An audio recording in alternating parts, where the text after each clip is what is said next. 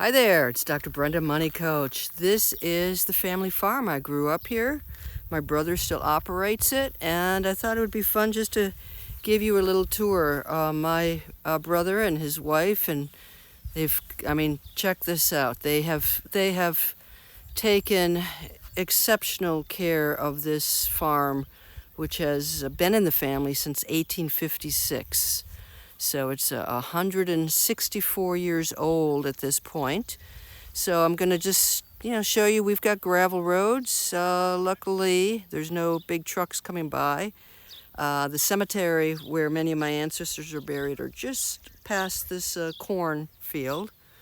And you can see if you're looking for neighbors, it's not a whole lot of action going on. But I want to show you inside the farm, and I'll talk to you a little bit about how this became the family farm.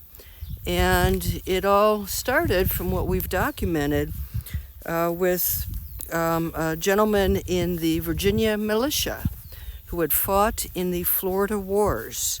As compensation, they granted him 80 acres in the new state of Wisconsin. His widow sold the land to my... How many greats are there? Great-great-great-grandfather Frederick. So he purchased the property and cleared it, and you can see the barn. I'm going to walk you closer. It's got, established 1856. I think the original barn may have been wiped out by a tornado. This is the family house. It was built in 1911. My mother still lives in here. And again, she raised 5 kids in this house. And I think we had, the parents had a bedroom, and then there were 3 others that we had to share. So not like currently where everything is so big. So this is the old farmhouse. It's obviously been remodeled a bit since 1911. So let me walk you toward the farm, the barn buildings. And I have a very young niece and nephew. The thing with growing up on a farm is you make your own fun. You generally don't have a bunch of neighbors around. So, for instance, we used to play with a tennis ball, bounce it off this roof and play tennis against the barn roof.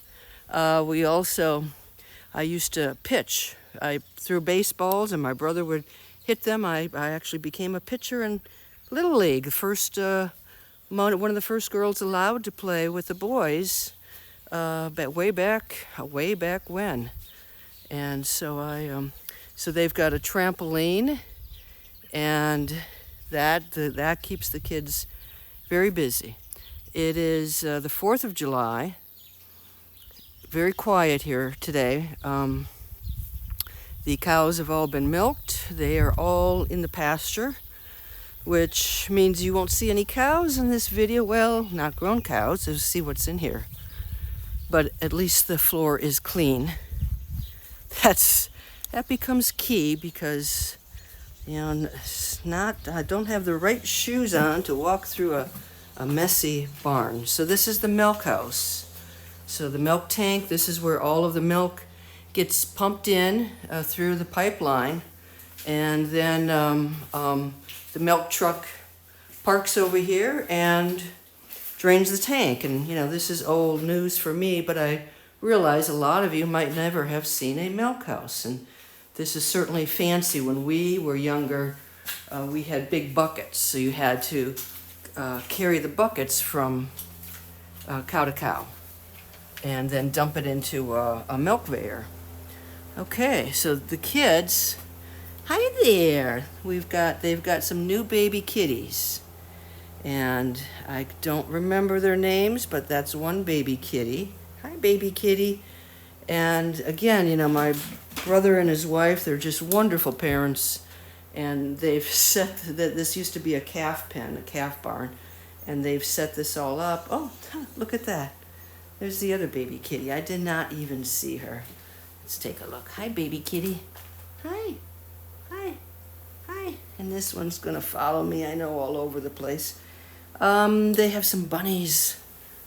Yeah, can you see the bunny? I think the other one's kind of a scaredy cat. And see what's down at my feet here. There she is at my feet. Here comes the other one. Uh-oh. Okay, so we've got bunnies. We have baby kitties. When I grew up, we always had about 40 cows. I think my brother Scott has more. So it's, and some of these this is new since I was here, so I think he's actually taking a day or two off and going to have somebody milk for him. But look, he put the signs up, you know, that one's dry, so no need to milk a dry cow. And what's this one? So he's got he's got the dates of when each cow was bred, and they all have their particular stall, so they know where to go, or eventually will know where to go. And we've got some heifers there. One of the fun things about being on a farm is that we had mini bikes and three-wheelers and four-wheelers, and look at, if you can see, the kids have gotten their markers on here. It says, "I love you, family. Morgan, Mama, Lucas, and Daddy." So really wonderful little kids. And here are the kitties following me around again. And we've got, two big silos. I'm not sure what's in there. Usually there's silage, which is the corn, chopped up corn. And then sometimes there's haylage, which is chopped up hay. Oh, the wonderful manure pile. You got to get the cow poop out somehow. And he's got some calves in here. So there are 160 acres in this area. So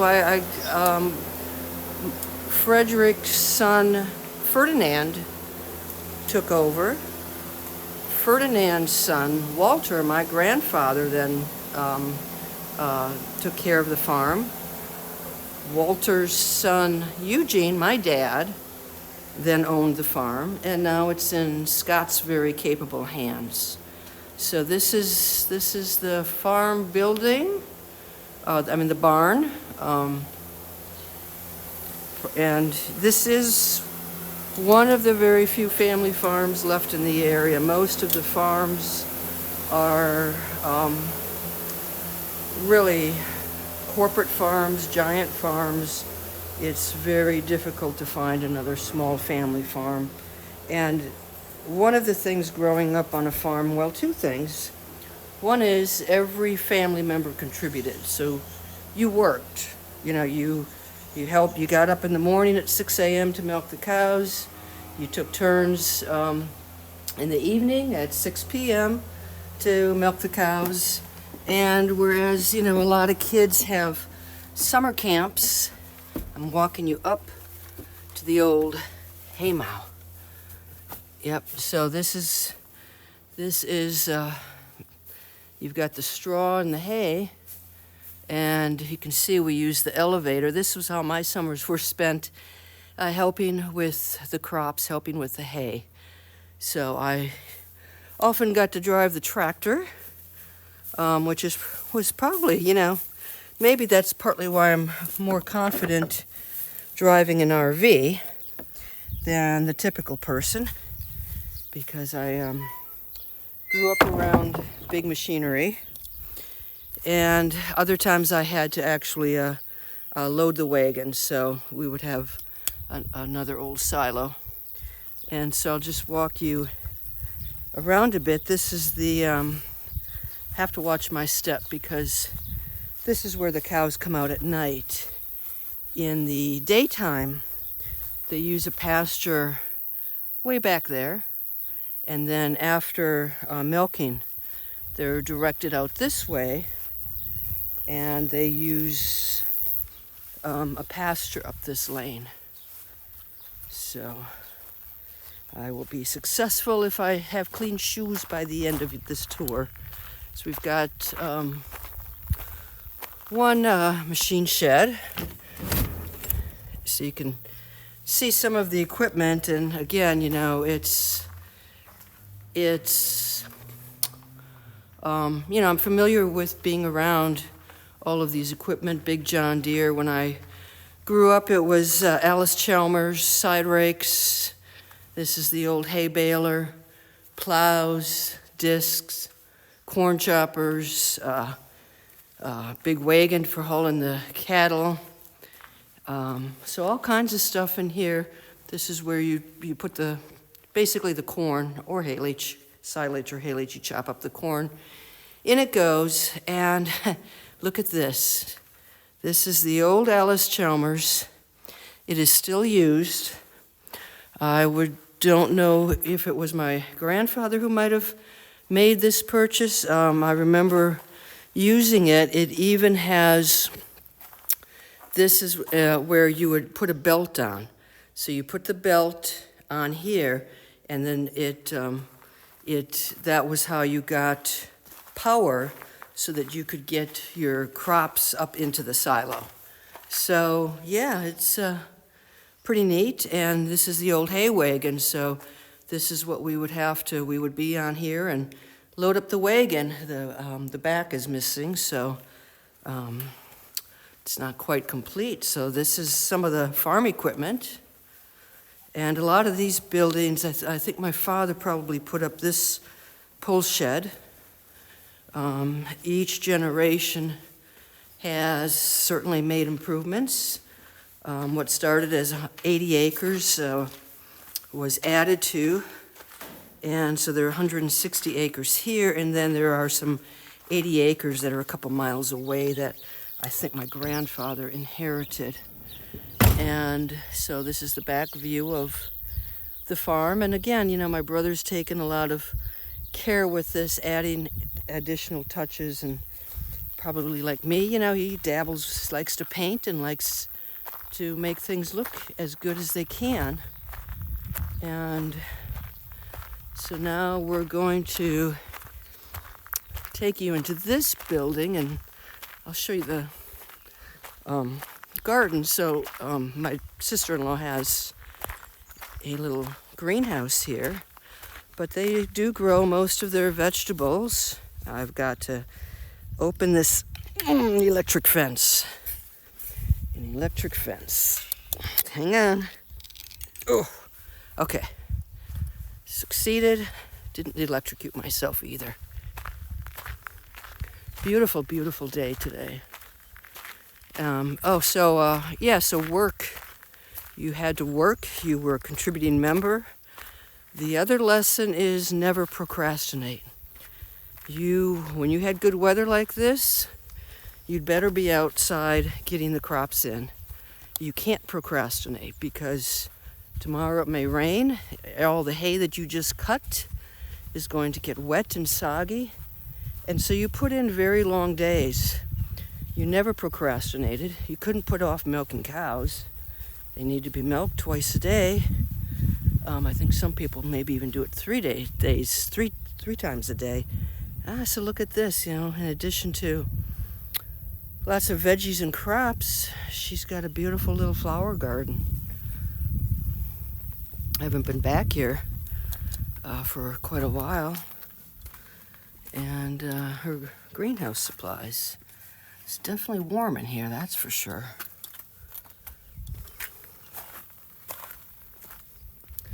Yeah, so most of this land that you see does belong to the farm, my family. And so give you a sense of the acreage. And if you listen, it's quiet, except for the birds and a few cars here and there, but it's, you sleep well on the farm generally because it is just peaceful and quiet. My RV is about 20 minutes away, parked at the local county park. It's been a really good mix of being able to get up in the morning and walk. This morning I got my bike out, I biked around for a bit, and then I came here.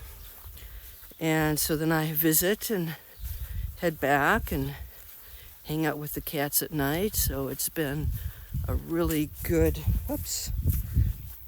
there we go. I wrote down all of the dates and of when important dates of the farm. So it looks like he's got some straw and tractors, and I'm not sure exactly what he does, but one of my brother is also very talented. He is a very talented woodworker. So nothing is particularly plain. He adds a lot of little touches to his home and to anything that he builds. So he's got a pretty good setup in here to do some woodworking. He's made tables and done decorative framing, and he's just very talented. It looks like he has been making some benches, so that's pretty neat. So how about that? Yep, so he's just got the beautiful, beautiful wood. I don't know what kind that is. Very solid. And so I guess he does have a little project going on. And so this is the woodworking, and also if there's if they need to fix any of the equipment, they have a lot of tools. They can bring the equipment in here. The thing about farming is you have to know how to fix everything yourself. You're a bit of a vet because you have to know what's going on with the cows. And your equipment you've got to take care of, so you'd better learn what goes into the equipment. And I think Scott and I have a lot in common. Many of us do, so he's labeled everything. Very well organized, and it seems to be a family trait. Stay organized. And so that's this area. And the only other piece, I'm not sure there's much excitement in there, but it's the garage, and